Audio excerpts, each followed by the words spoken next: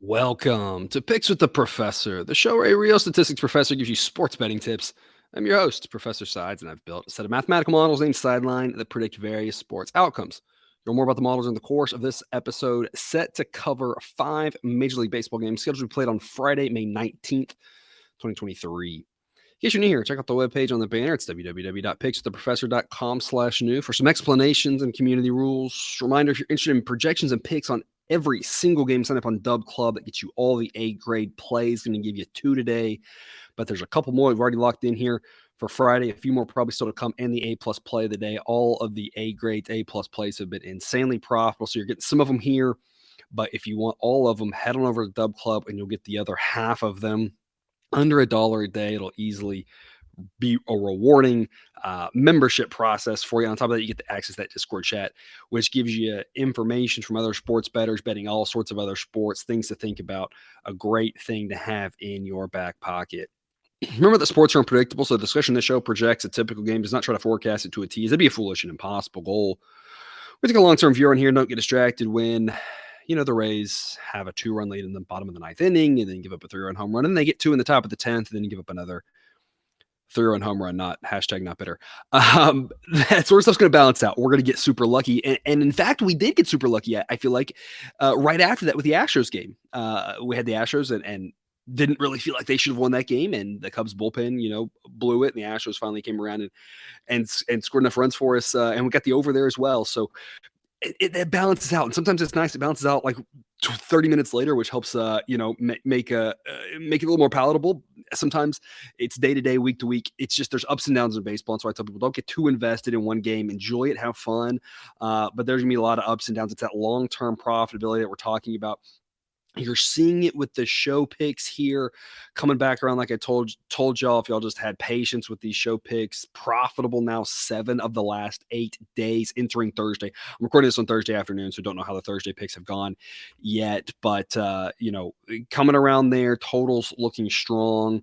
And again, those A-grade plays are working out for us. So it's all good things in the overall, but any one game, I might look pretty genius or pretty foolish. And so we don't really get distracted about the one game. We look at the overall, how's the model doing? So far, so good. I'm very pleased with that. But again, on any individual day, the concept being we're going to have some good variance and or some bad variance. So as much as I'd like to see it'll be profitable, each and every day, that is an impossible reality for any gambler. No day games here for Friday, just a bunch of night games. But again, I'm really excited about this slate. Got a couple A-grade plays for you. Got 3 totals that I absolutely love here that I think are very mispriced. And I'm recording this really early in the day here on Thursday. It's not even noon Eastern yet. We've locked these picks in at one of the shops that opens up their lines early. And just as a reminder, this is the benefit of being on Dub Club, is this information was sent right immediately to them. By the time you're seeing this video, I have no idea where the numbers are going to go, but if you're with us on Dub Club, you already have the picks. Now you're just going to hear me talk about them. And if not, hopefully you're still getting good numbers, but you never really know. And as I mentioned the other day, really, we're just about saving dimes left and right here. And so I assume all 3 of these are going to get worse because I think they're very mispriced. All 3 of these totals, I think both money lines will as well. But I never know where the numbers are going to go, but just having that information earlier is more beneficial. So I'm going to quote the exact numbers here that we locked in that I told our Dub Club people.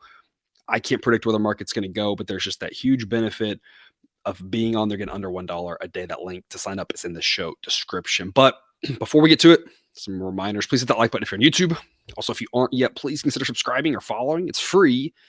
And if you turn on notifications, you don't miss any of the college basketball, MLB, or college football content that this channel provides.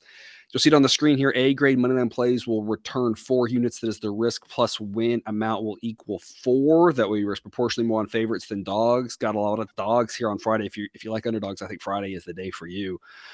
B-grade plays return 3, C return 2. Totals are flat bet. You'll see all that information on the banners on screen. But let's get to it. And as always, with scaling with the picks, take what you like and leave the rest. 6:35 p.m. Eastern, Diamondbacks at the Pirates. Going to play the under 8. It's at -110 right now, so risking 1.1 to win 1. I'm not sure about the main play with the under here. Bottom line on this one, model projects a total of 7. So we've got a full run advantage. I think this should be priced at 7. I'm not sure I would go under at 7, but I probably would look that way. Or if nothing else, if I was a little bit nervous at 7, I'd be looking at the Pirates team total under. They did break out and score a ton of runs on Wednesday's day game, but that's quite an aberration with how they've done. Their offense is just trending in the wrong direction with all the injuries. But I'm not going to focus on the team total here as much as I don't think the Pirates are going to score a ton because the fact that they're facing Zach Gallen. I'm not sure the Pirates team total under offers us as much value as the game total under does because of the fact that I think the Diamondbacks are a little bit overpriced. And I know that's a wild thing to say with Zach Gallen on the mound, who has been phenomenal, is really starting to jump up towards the top 5, top 3, top whatever of starting pitcher ratings when you consider who's healthy right now. Getting a 68 grade from the model. He has just been phenomenal last year. This year just seems even better. 2.35 ERA in his 9 starts. Underlying metrics say it should be around 2. I mean, that's just an incredible feat. He's been so dang good. But the issue is the way this is priced. I think everyone knows the Pirates aren't going to score. And so that's why I said, I mean, I don't think Pirates team total under is a bad play, but I'm just not sure how much value there is on it because I think everyone kind of knows that because of Zach Gallen being involved.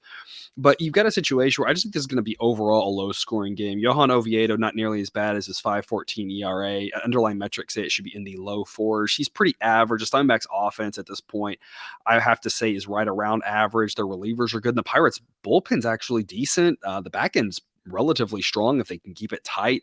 So there's just a lot of reasons that this is overall a low-scoring game. 7's a fairly common number in baseball. And I think that's pretty spot on where the model has. Under 8, I think, is a gift. Weather-wise, we're going to be in the upper 60s. The wind will be blowing in a little over 5 miles an hour, so a slight help to the pitchers. Not a ton there. I'm not sure how much help they'll need, but the model says the Diamondbacks should win this about 60 to 61% of the time, and they should be a -153 favorite. So the +160 that I'm seeing on the Pirates, the model would indicate is a B grade pick. +170 gets it to an A grade. I'm personally not playing the Pirates at +160. At some point, if it does get up to +170, it's kind of an auto play, anything that gets to an A grade for me. But in general, I think that's kind of where I was going with. I'm not sure there's a ton of value on the Pirates team total under. Where I really like the team totals is where I think there's some value both on the total and on the side. But on this case, I think the value is a little bit more on the Pirates side, which means if I was going to play an under, I'd be playing the Diamondbacks team total under. But knowing that Zach Gallen's pitching and I don't like the Pirates score much, I'm just going to play the game under. So hopefully that explains kind of my thought process and why I love this under 8. I just have to assume this is going to be 7.5 pretty soon. I'd still go under 7.5, but that push protection on 8 in case it does end up something like 5.3 is even better. And so that's my kind of spiel on that one, why I like the under. I'm, again, only sticking to the under rather than also playing the Pirates, but that is a B grade if the side is something you're interested in. A big dog, and I guess last thing I'll say is if I was going to play the Pirates, I probably would look more at the +1.5 rather than the money line, as I'm not exactly sure they can win, but I do think they can keep it close, and a tight, low-scoring game makes that +1.5 a reasonable investment. 7:10 p.m. Eastern, Guardians at the Mets. Going to play the Guardians at +145. Again, if you like dogs, I think today's your day. A grade value. Model says it should be Mets -130, that they should be favored, but not by this much. That the Mets win about 56.5% of the time. So the Guardians can win this one 43.5% of the time, makes +145 a really good play. Just gets into A grade territory. Model says that +144 gets us there, so +145 just barely ekes in. But I think it's a great investment backing Cal Quantrill against Carlos Carrasco. Carrasco's been terrible in his 3 starts. Underlying metrics are very scary. I'm concerned about him for sure, given where he is in his career. He's definitely a below average pitcher. Cal Quantrill is a guy we talked about last time backing, and I made the joke. It's like the Guardians have won 100 of his last 102 starts or something, and it's not quite that many, but I mean they just constantly win with this guy on the hill. And I'm not exactly sure how long that continues. The underlying metrics for him paint a little bit scarier of a pitcher than his 3.97 ERA. And if you see my pitcher ratings, which you can access in the Google sheet, that link's in the show description, you'll notice that he's a below average pitcher according to the model. And I wouldn't disagree with that. I don't think he's anything special. But the bottom line is the Guardians have a good bullpen. The Mets at this point, bullpen kind of iffy. Carrasco, not a great pitcher. And for whatever reason, Quantrill seems to be a guy who's consistently outperforming his peripherals. I don't know if that continues necessarily, or I'm not sure if the Guardians just play better with him on the mound. I don't really know. I just know that at some point, it's a large enough trend that you have to kind of like it, and none of that's built into the model. So that's the other thing to kind of point out, is that's just kind of the cherry on top. If you like those things, if you think none of that matters, it's just a reasonable take. All of that aside, the model just says there's value because the Mets shouldn't be this big of favorites, because while they do have a clear offensive advantage, in this game, the pitching wise, it's edge Guardians based off the bullpen. And if you're concerned about the way Carrasco's looked this season, which I am, then it might be even edge Guardians at the start of the game. And so again, not that the Guardians should be favored, but they got a great chance to pull off the upset here. Plus 145 is a great value, in my opinion. And the model is still treating this as if Jose Ramirez is going to be out. I would assume there's a good chance he's going to come back for this game. I don't know anything officially at this point, but if he is, it's going to give the Guardians an extra probably 1% boost, make this even a better play. But again, I'm treating it as if he's still going to be out at this point, and there's still value in the Guardians. So I love this play at plus 145. I think it's way too high. This Mets team is kind of scuffled as of late. They have their moments, it seems like, and they're not a bad team, but the Guardians aren't a bad team either. And this is closer to a coin toss than the odds imply. So you can plus 145, great value on the Guardians. Total wise, I'm seeing 8.5. Model projects 9.1. It's not a crazy overplay given the two starting pitchers, do tend to give up some runs. Wind will be blowing out at Citi Field around 10 miles an hour, starting off a little bit stronger than that. It'll be in the upper 50s for most of this game. So if you are going to play a total, you can play the over, but I personally only like to play the side and the total when it's something that I really, really like. Otherwise, I'm just going to stick to one or the other. So at this point, I'm just sticking to Guardians as the A grade money line play. 7:20 p.m. Eastern, Mariners at the Braves. There's a couple of different angles on this one. My favorite angle is the total. I'm going to go under 9 at minus 120. Model projects 7.4. So this is just a massively mispriced total, in my opinion. I would not play under 7, of course, but even under 8 would be a good value. It's just having that push protection on 9. I love this play. Bryce Miller and Bryce Elder, battle of the Bryces here. Two guys with ERAs that add up to under 2.5. And that's obviously in a relatively small sample size, even for Elder, who's pitched most of the season, but for Bryce Miller, who's only had 3 starts. But the underlying metrics for Bryce Miller have his ERA should be quote unquote in the low 2s, Elder's in the mid 3s. Both these guys are good pitchers. These are two of the best bullpens in baseball, easily 2 of the top 5 bullpens according to my projection system. And both offenses are decent, but you're just talking about some great pitching in this ball game. 9 just seems like a situation where, with the pitchers going, if it was a hot day, wind blowing out of Atlanta, that park can play pretty small in that condition. And I'd say, sure, we absolutely could get to 9, but on a moderately chilly night, mid 60s for this one, and a wind blowing in, not too strong, but just enough to help a little bit. I don't understand why this is hung at 9. We are having to pay a little bit of juice, but it doesn't bother me whatsoever. I just don't think there's going to be a lot of runs in this one. I love the pitching, and I just don't think the hitting is good enough to overcome what's, again, not a hot night in Atlanta, and again, just the pitching from top to bottom in this one. So I love under 9. The other way to play this one, though, if you like to play a side, is it's B grade value as of right now. So I'm not investing yet. I'm holding off. But Braves minus 140 isn't a bad look. It would get a B grade if you locked it in right now. Sideline says it should be Braves minus 144. They win this 59% of the time. We need minus 130 for the A grade. So that's kind of my threshold for getting invested. Again, I don't like to get invested in the side and the total unless I just love both. Minus 130, I would be on the Braves. But they do have a better offense. They have a better bullpen. And it's really a coin toss between the two Bryces starting pitcher-wise, but at least Elder has looked better for a longer period. Of course, Bryce Miller has the stronger pedigree resume or whatever from his minor league days. So kind of watch there, but the game's in Atlanta, of course. So Braves in the minus 130 to minus 140 range. Still a pretty strong play. I just, right now at minus 140, I like the Braves. I love the under.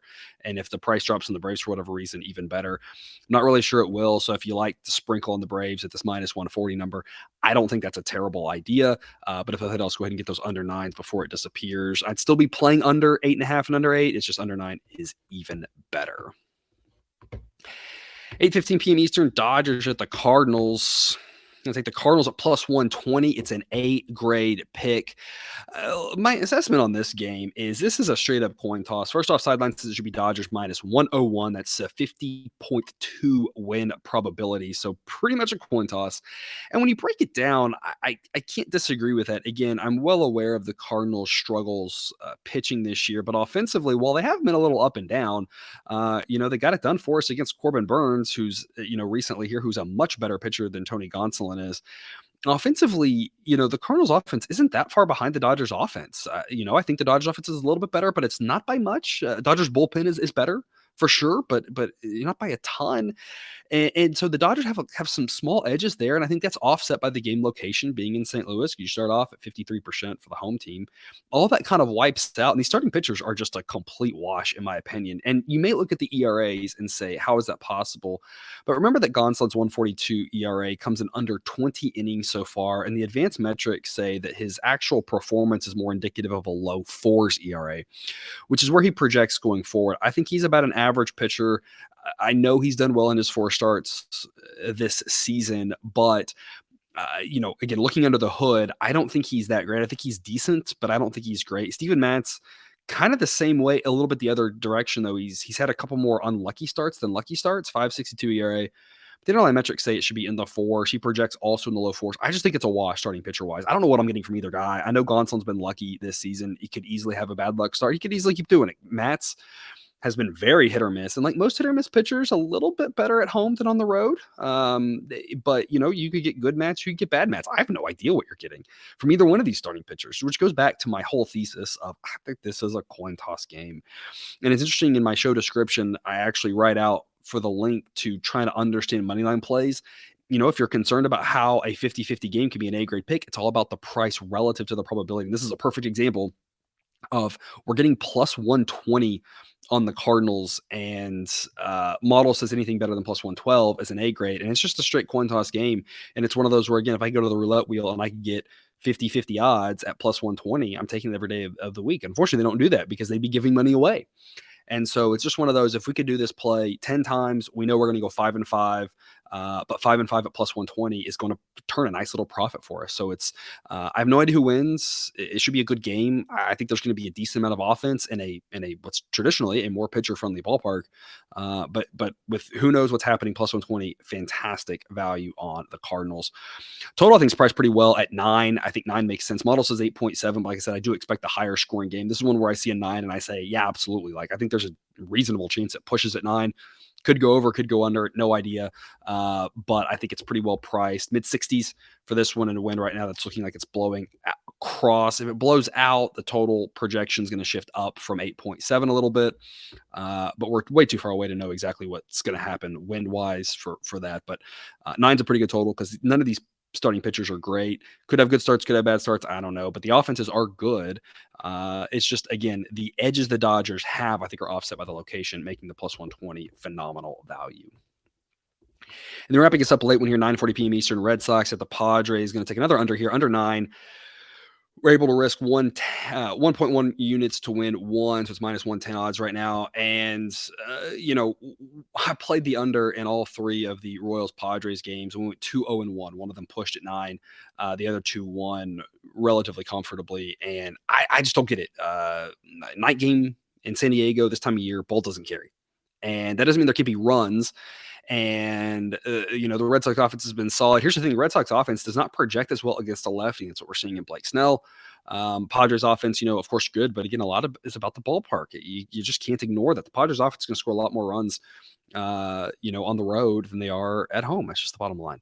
And so I just don't understand why we haven't learned a lesson from this 9 business. And those totals should have been 7s and 8s. And they haven't moved. It's just like a 9. So, take advantage of it. And those numbers dropped. Again, benefit of being on Dub Club is you get this information from me earlier. I see this stuff. I tell people, hey, jump on the under 9, run, don't walk. And that's what I'm saying here. Run, don't walk, get this under 9. I think just like those other games, it's going to close in the 8.5 range. And you're losing value on that push protection, which mattered in one of those Royals games. I don't know which one it might matter here, but the same thing. One of these games this weekend might land at 9. So if you're getting under 9 in all 3, then you've done well versus under 8.5. Now you've turned a push into a loss, right? So Bottom line model projects 7.2. Another just massive edge here on the under. I don't understand why they're hanging 9 in this ballpark on a night game this time of year. It'll be normal weather, though, in San Diego, low 60s. Wind will be blowing mostly across, so no wind effect. Pitching wise, James Paxton and Blake Snell. Paxton looked pretty solid in his first start. Red Sox bullpen, again, much improved and a pretty solid pen. Padres bullpen, a little healthier now than it was a week ago. Still kind of hold your breath on the Padres bullpen. So, hey, as always with them, if you want to take first 5 under, or if you I don't blame you. I'm not going to. I love getting 9. I love getting 7s and 9s unders. I just love the push protection personally. So I'm just going the full game. But if you want to go first 5, because that Padres bullpen can be scary, it still projects to be decent at this point, though. So, whatever that's worth. Blake Snell, struggled this year, but the underlying metrics suggest maybe starting to go to the right direction, question mark. But again, the benefit of the analysis on him is less about is he going to figure it out right now or not, because there's no way to know if this is him getting it together like he did last year around this time of year, starting to pick it up, or if nothing else, just the Red Sox are extremely left-handed heavy, and that's going to give them a big ding, because now they're going to hit right-handed bats that are weaker, or they got to keep those lefties in, and Snell should have a bigger advantage with them. So again, 9 I think is a gift on the under. If you're a totals player, if you're playing the sides, I'd be on the Padres here. Model says it should be Padres minus 170. So Padres minus 165 is what I'm seeing now would be a B grade play. Minus 153 gets you to an A grade. So if you really like the Padres, if you could get minus 155, I could talk. It could be talked into an A grade there. But again, the reason why is simply because while the Red Sox bullpen is better, the offensive discrepancy between these two teams, both facing a lefty, is actually pretty large. And so I think that's what helps us with the under. I think the Red Sox are going to have a harder time scoring runs here in this night game, especially in the location. And if they're having a hard time scoring runs, it's going to make it harder for them to win the game, obviously. So Padres minus 165. B grade value if you're playing the side, but similar to how I handicapped the Braves game, while I like the side playing the home favorite, I love the total. So I'm just sticking to the total for now. And if we get a better price on the side, great. If not, we don't have to bet every side in total. So again, a couple totals there where I'm keeping an eye on the sides in Atlanta and San Diego, contrasting that to the Diamondbacks Padres game, where I'm a little bit less likely to play the Pirates. It's more about I just don't really want to fade Zach Gallen, but the price is too high also to back him. So that was more of just sticking to the under, where I'm not really caring quite as much. Again, if Pirates get to some point, you got to back them. But I'm not intently watching that line as much as I am the Braves and the Padres, or if the price gets a little bit better, those are things to add to the under. But either way, 3 great under plays and 2 good A grade plays for you here, which wraps up the show. Thanks for tuning into this episode of Picture the Professor. Don't forget to subscribe so you can ensure all the sports betting content provided on this channel is dropped right into your feed. Back again tomorrow with more sports betting content. And until then, as always, best of luck. And remember, you can eat your betting money, but please don't bet your eating money.